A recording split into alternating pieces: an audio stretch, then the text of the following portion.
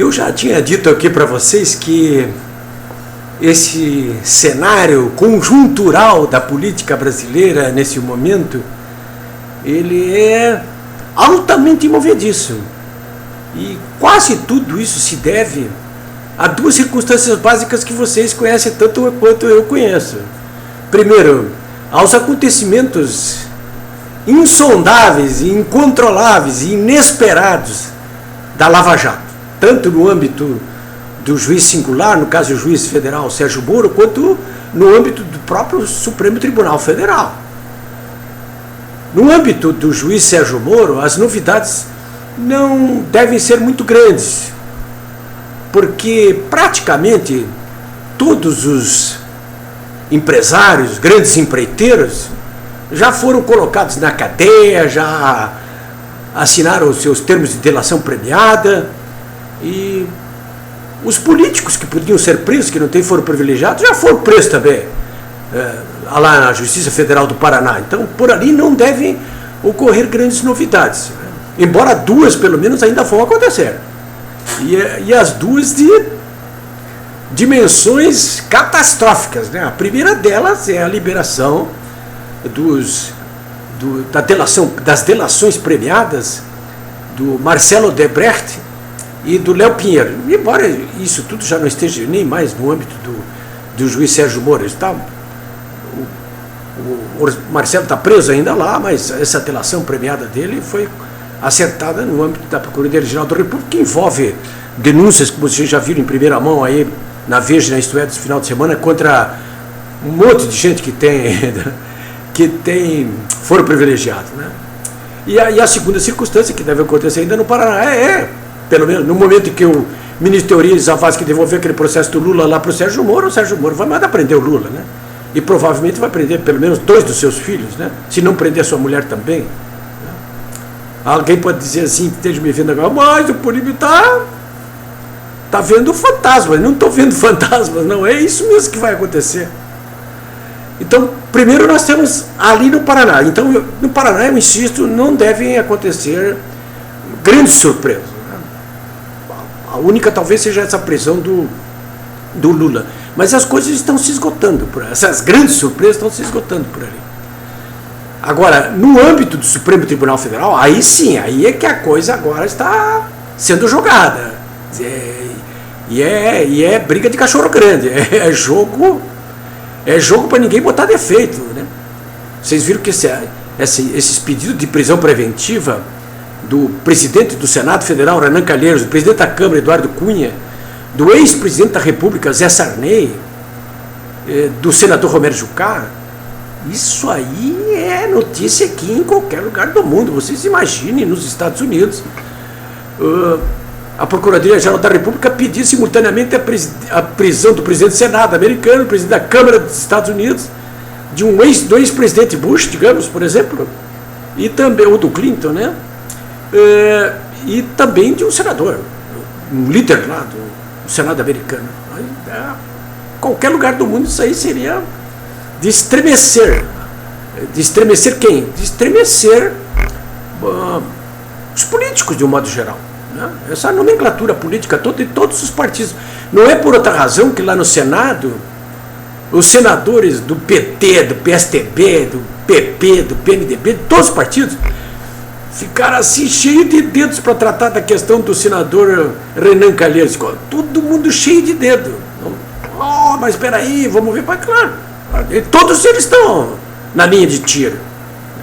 Nenhum senador hoje pode cair de pau em cima do outro, porque sabe que o Marcelo Odebrecht aí vai citar 30 senadores, são 81, 30 senadores. É quase 30% de gente que recebeu propina.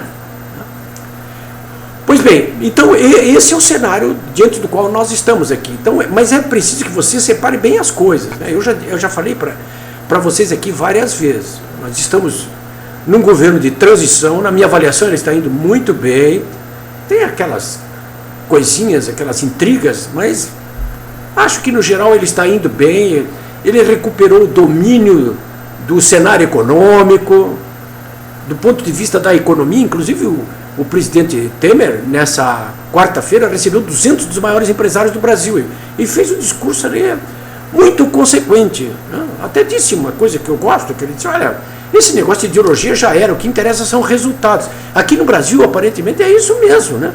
Ora, um país como o nosso, que está entrando no segundo ano de recessão, o Banco Mundial, nessa quarta-feira, fez uma projeção, pior ainda para o PIB deste ano, prevendo uma recessão de 4%. O Henrique Meirelles chegou a dizer que essa recessão aqui do Brasil, do ano passado, de hoje, de agora, ela já está pior do que a depressão americana de 1929. Eu acho que ele exagerou um pouco, mas foi o que ele disse. Mas ele disse ao mesmo tempo que agora a economia já começa a demonstrar mais otimista. Ela parece ser mais otimista agora. O cenário parece ser mais otimista, né? Ele deu 3 razões que eu acho que são consequentes. Primeiro, que o governo retomou a governabilidade, né? Isso está provado, inclusive, aí pelas votações no Senado e na Câmara, agora mesmo em segundo turno da proposta de desvinculação da Receita da União, né?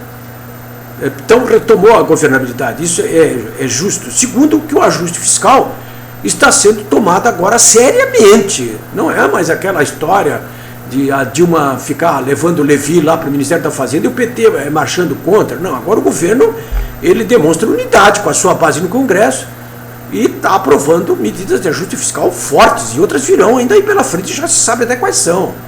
Então, segundo ponto é esse: primeiro, governabilidade; segundo, ajuste fiscal, né? E a terceira questão é a retomada da confiança, né? Então, em função até disso aí, os investidores, o mercado, os empresários, os trabalhadores estão retomando o seu índice de confiança, né?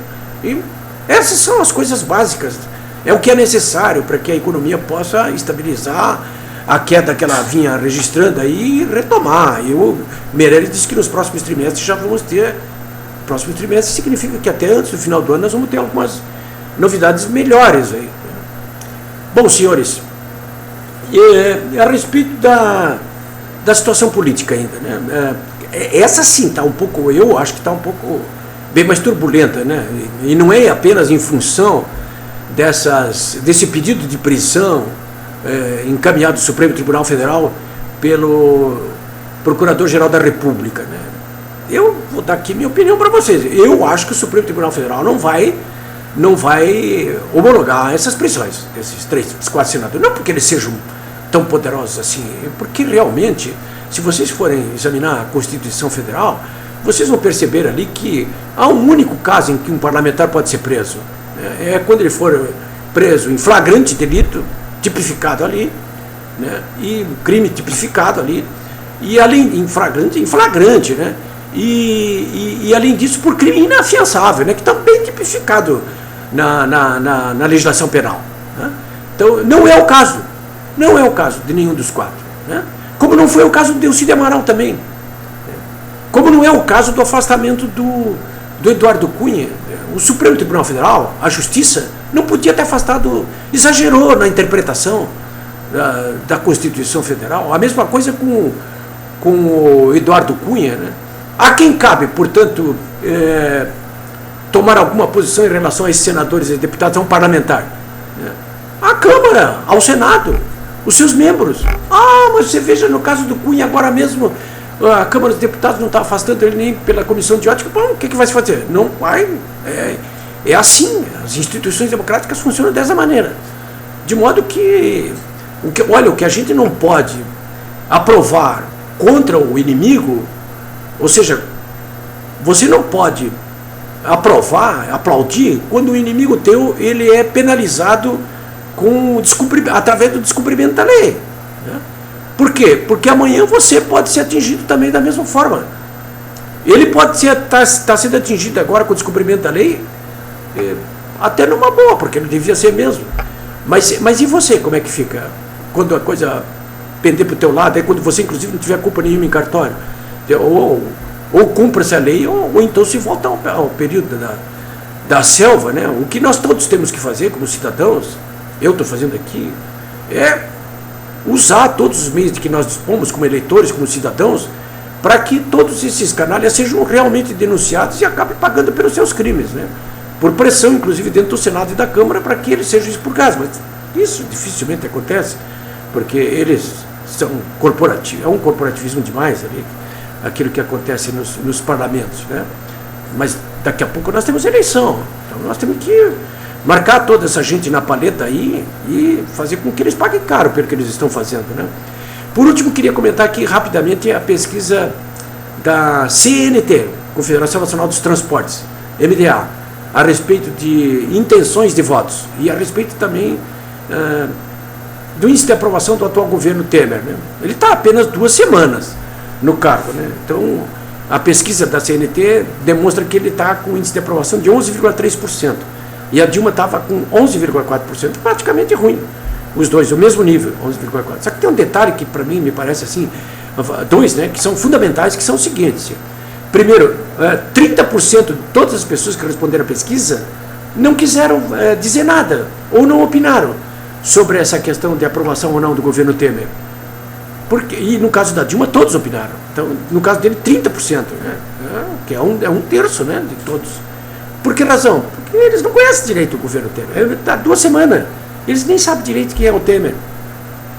Então, o primeiro ponto é esse aí. E o segundo ponto é o índice de desaprovação, né? Porque a desaprovação, no caso da Dilma, de rejeição, né, é de 62,44%, enquanto que o de Temer é de 28%. Então, eu acho que esses números até são muito bons para o Temer, sabe? Sinceramente. Eu até estranhei quando a pesquisa CNT listou ali os possíveis candidatos a presidente da República e perguntou para o eleitor em quem ele votaria. Num caso de segundo turno, vejam só, num caso de segundo turno, o Lula está no segundo turno com qualquer um, hein? No primeiro turno, inclusive, ele ganha praticamente de todos. No segundo turno, ele perde para o Aécio, se for com o Aécio, né? Porque o Aécio ali, ele está com... O Aécio está com 34% e ele está com 20%. A Marina ganha de 34% e o Lula... Não, o Aécio está com 34,3% e o Lula com 29,9%. No caso da Marina, a Marina está com 35% e ele com 28,9%. Mas vejam só, o Temer, que nunca entrou praticamente em pesquisa nenhuma, a última pesquisa que eu vi, que o Temer constava ali da pauta no primeiro turno, ele estava com 2%. E num caso de segundo turno, vocês vejam, frente ao campeão aí, ao Lula, o Lula estaria com 35% e o Temer com 27,3%. Olha, para quem está 2 semanas no governo, até que está bem. Eu acho que as coisas estão se encaminhando, sabe? Eu acho que as coisas estão se encaminhando. Mas vamos ver. Ver como é que fica o andar da carroça. Mas prestem bem atenção, hein? Separem as coisas, tá? O que está acontecendo na Lava Jato, em Curitiba e no Supremo, que vão continuar assombrando a nação, devem ser tomadas essas notícias sempre de um modo que não afetem o governo, não afetem as atividades do parlamento e sequer da sociedade. São coisas, não são coisas iguais. Interferem, mas não são iguais. Isso aí vai durar ainda muito tempo.